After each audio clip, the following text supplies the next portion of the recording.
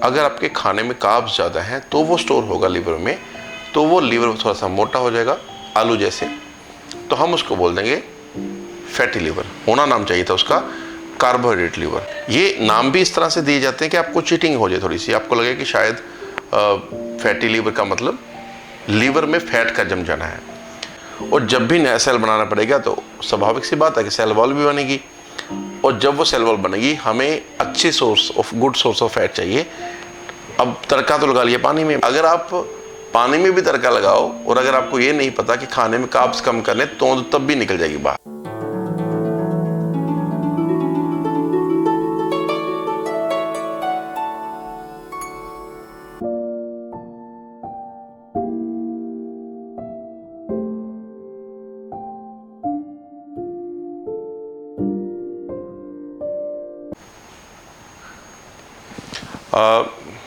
आज के इस टॉपिक में हम बात करेंगे कि हम जब भी कोई बीमारी, आज कोई भी बीमारी किसी को आए तो हमारे दिमाग में ना एक ही बात आती है कि अगर इसका फैट बंद कर दो तो ये ठीक हो जाएगा, कुछ भी हो जाए, चाहे वो लीवर फैटी हो। बहुत सारे डॉक्टर्स ऐसे बोल रहे हैं कि फैटी लीवर जो है वो, क्योंकि उसका नाम फैट पीछे लग गया तो शायद फैट से ही बनता होगा, लेकिन जो लीवर का काम है उसका काम है to store glucose in the form of glycogen, यानी कि हमारी बॉडी में जो ज़्यादा ग्लूकोज आ जाएगा उसको स्टोर करेगा लीवर अपने पास। तो अगर आपकी बॉडी में कार्बोहाइड्रेट ज़्यादा है जो कि टूट के ग्लूकोज बनाएगा, अगर आपके खाने में कार्ब्स ज़्यादा हैं तो वो स्टोर होगा लीवर में, तो वो लीवर थोड़ा सा मोटा हो जाएगा, आलू जैसे, तो हम उसको बोल देंगे फैटी लीवर। होना नाम चाहिए था उसका कार्बोहाइड्रेट लीवर या ग्लूकोज लीवर या स्टार्ची लीवर, ताकि जब हम नाम लें तो हमें दिमाग में कोई कन्फ्यूज़न ना हो कि हम, ये नाम भी इस तरह से दिए जाते हैं कि आपको चीटिंग हो जाए थोड़ी सी, आपको लगे कि शायद फैटी लीवर का मतलब लीवर में फैट का जम जाना है। एक मैंने रिसेंटली, एक डॉक्टर हैं वो, मैं अभी डिटेल में तो नहीं बात करना भी नहीं चाहिए किसी के बारे में, नाम भी नहीं ले चाहिए, लेकिन मैं आइडिया समझाना चाहता हूँ। मैं, जैसे आपको शायद पता हो कि मैं पहले टॉक्स देता था मेडिकल कॉलेजेस में जाके, वहाँ पे एक डॉक्टर मिले मुझे, तो वो ना एक्चुअली सिखा रहे हैं कि पानी में कैसे तड़का लगाएं।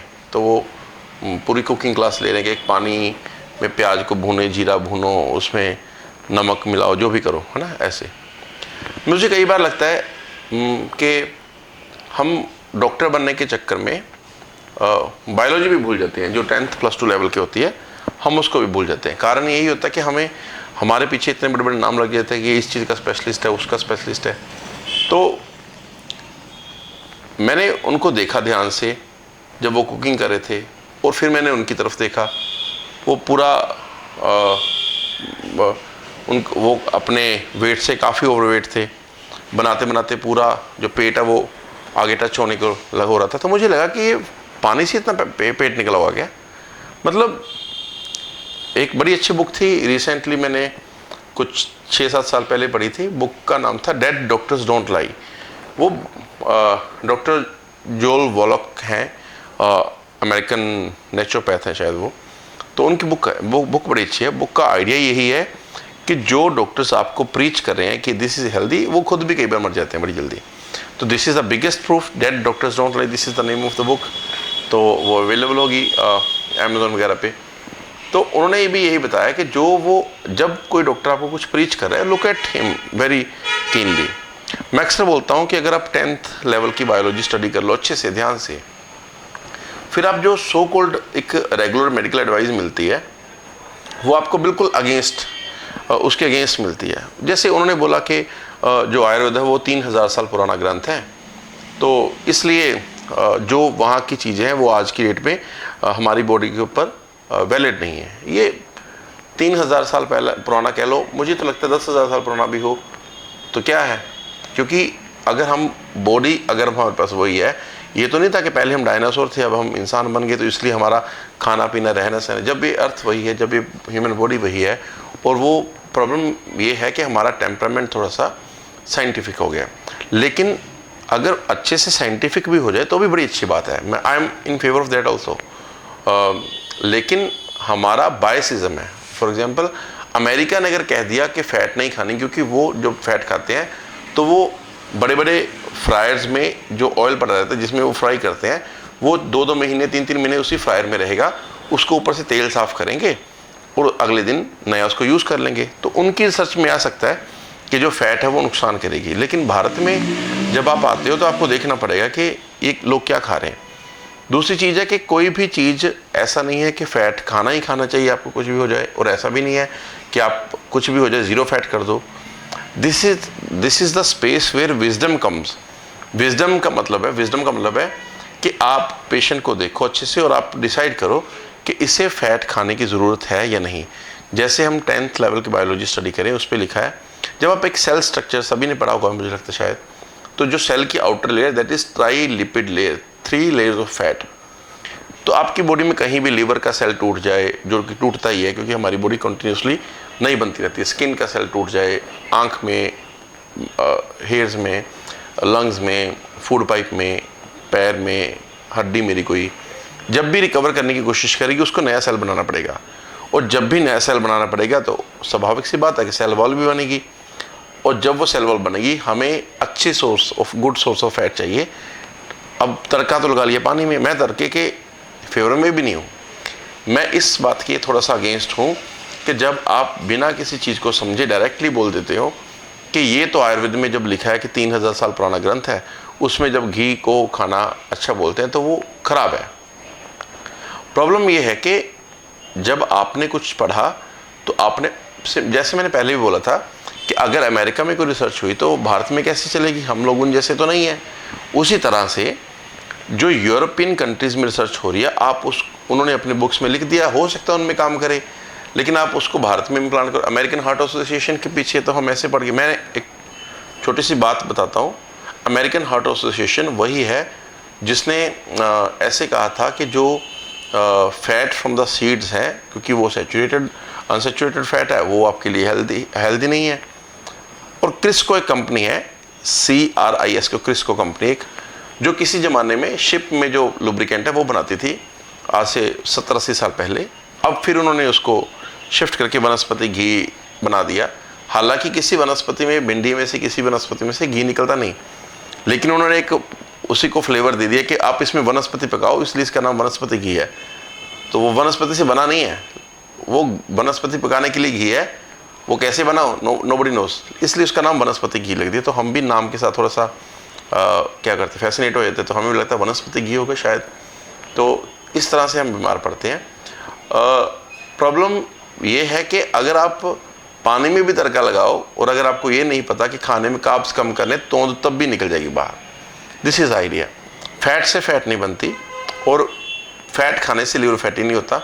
लेकिन 90% जो डॉक्टर्स हैं या जो हेल्थ स्पेशलिस्ट अपने आप को मानते हैं, वो एक दूसरे को कॉपी करें, बस पैराफ्रेजिंग कर रहे हैं। पैराफ्रेजिंग का मतलब है कि वो यूट्यूब से कहीं से देखेंगे कि इसने क्या कहा, या उसके अगेंस्ट कुछ बनाना शुरू कर देंगे। इधर उसकी फ़ोटो चिपकाई होगी, इधर अपना चिपका के उसको देख के हंसी जाएंगे कि ये इसने गलत बोला, मेरे को सही पता है, या फिर U turn in another side. तो दिस इज़ द थिंग कि हम या तो किसी को सुन के खुद को रिक्रिएट करते कि हाँ मुझे भी ऐसे लगता है, या हम उसको गलत बताएंगे। लेकिन मैं अक्सर बोलता हूँ कि खिसका खिसका ही होता है। अगर आप लेफ़्ट की तरफ खिसक जाओ या राइट की तरफ खिसक जाओ, खिसका ही है। अगर आप बोलो कि ये फैट ख़राब ही ख़राब है, कुछ भी हो जाए, तो भी वो एक साइड पे, वन साइड ओपिनियन है। अगर आप बोलो कि नहीं फैट तो बहुत अच्छी है, चाहे प्राण चले जाए, फैट नहीं बंद करनी, वो भी प्रॉब्लम है एक, तो है ना। तो this is the space where a physician comes. Physician का रोल इतना ही है कि वो पेशेंट को देखे, अच्छे से समझे, उससे बात करे, उसका देश विचार करे। देश का मतलब कंट्री नहीं है, देश का मतलब है ज्योग्राफिकल पोजीशन, जहाँ से वो आ रहा है। क्योंकि हमारी जो बॉडी है वो हमारे ज्योग्राफिकल बैकग्राउंड से भी उसका इन्फ्लुएंस है। फिर देश देखे, काल देखे, किस समय में पेशेंट आ रहा है, गर्मी में आ रहा है, सर्दी में आ रहा, देश काल आहार विहार सब विचार के तब हम बता सकेंगे कि फ़ैट खाना है कि नहीं खाना। तो इसका कोई सीधा आंसर नहीं है कि अगर यूरोपियन कंट्रीज़ में कुछ 10-20 डॉक्टर्स ने बोल दिया कि फ़ैट नुकसान है, तो दुनिया की जितने भी कंट्रीज़ हैं और जितने भी उसमें लोग रहे, सब के सब फैट बंद कर दें। दिस इज़ नॉट, ये साइंटिफिक भी नहीं है। अगर हम इसको साइंस बोल रहे हैं, इसको बायसिज्म बोलते हैं। ये पॉलिटिक्स है कि एक ने बोला सभी बोले, कितनी वोट मुझे मेरी रिसर्च की फेवर में मिलती हैं और कितनी वोट मेरी रिसर्च के अगेंस्ट मिलती है। दिस इज़ पॉलिटिक्स कि either you agree with this research और you disagree with this research. तो ये है प्रॉब्लम कि हम फैट से इतना डरने लग गए। और मैं एक छोटी सी खूबसूरत बात बताता हूँ, आयुर्वेद में जो नाम दिए गए ना, भारतीय सिस्टम में भी नाम, हम पहले भी 1-2 बार बात कर चुके हैं इसके ऊपर, कि हम जब नाम देते हैं तो नाम से ही बता देते हैं कि व्हाट वी वांट टू से। आयुर्वेद में फैट, चाहे आपने अच्छी गुड सोर्स ऑफ फैट खानी है खाने में घी डाल के, या आपने बॉडी के ऊपर ऑयल मसाज करनी है, हम इसको आयुर्वेद में शब्द देते हैं स्नेहन। और स्नेह जो है वो मोहब्बत को, प्यार को भी कहते हैं। तो जब आपकी ज़िंदगी में आपको ऐसा लगे, सिंपल सा सोल्यूशन है, जब आपको लगे कि आप बड़े स्ट्रेस्ड हो या आपको थोड़ा सा एंगर फील हो जाए दुनिया के लिए, जब आपको लगे कि नफरत आ गई, तो just get a good oil massage, अच्छे ऑयल से मसाज कीजिए, थोड़ा सा स्टीम लीजिए, गर्म पानी से नहा लीजिए। ऑयलिंग भी स्नेहन ही है, ये बॉडी को मोहब्बत करने का तरीका है। व्हेन यू ऑयलिंग, जब आप बॉडी की ऑयलिंग करते हो, it is a way you love your body, that's why they named it snehan. स्नेह मोहब्बत को, प्यार को भी बोला जाता है। This is idea. तो जब आप खाओगे, अब तो बोलते हैं वेस्टर्न कल्चर भी कि ब्रेन के कितने सारे डिसऑर्डर्स हैं जो lack of good source of fat से होते हैं। एल्जीमर्स, उसमें अब वो कोकोनट ऑयल दे रहे हैं, तो इसमें दिस एसिड है, वो एल्जीमर्स में पाया गया कि अच्छा होता है। तो ओमेगा 3 जो है वो आपकी बॉडी में स्ट्रेस के जो फ्री रेडिकल्स हैं उसको कम करने में हेल्प करेगा। Omega 3 is again good source of fat. तो ये है चीज़। हमने शुरू में ही बोल दिया दिस इज स्नेहन। स्नेहन मीन जो आपको मोहब्बत करे, चाहे घी खाओ थोड़ा बहुत, और चाहे बॉडी में ऑयलिंग करो। अगर आपको डर लगता है कि घी नहीं खाना, कोई प्रॉब्लम नहीं, एक अच्छा सा तेल लीजिए, तिल का तेल लीजिए, पूरी बॉडी में मसाज कीजिए, थोड़ा सा हो सके किसी तरह का स्टीमिंग कर लीजिए, गर्म पानी से नहाइए, आपको थोड़ा सा मोहब्बत का एहसास हो जाएगा। Thank you.